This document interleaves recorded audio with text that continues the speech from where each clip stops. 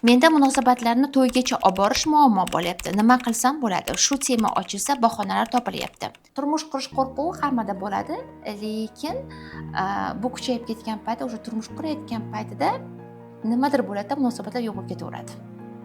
Sizda qo'rquv bor. Katta bo'lish qo'rquvi bo'lishi mumkin.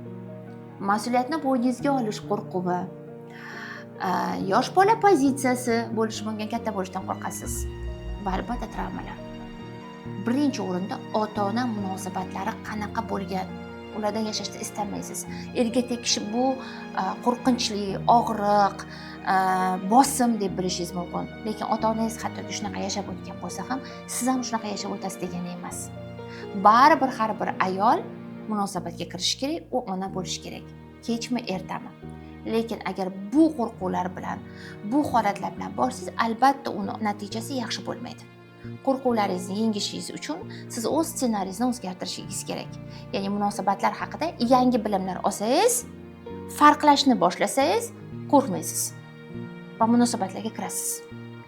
Munosabatlarga kirishdan qo'rqmang, baribir ko'nikasiz, baribir u yerda tajriba bor. Baribir istaysizmi yo'qmi, har qanday chiroyli munosabatlarda ham og'riq bo'ladi, chunki munosabatlar og'riqlar orqali o'sadi.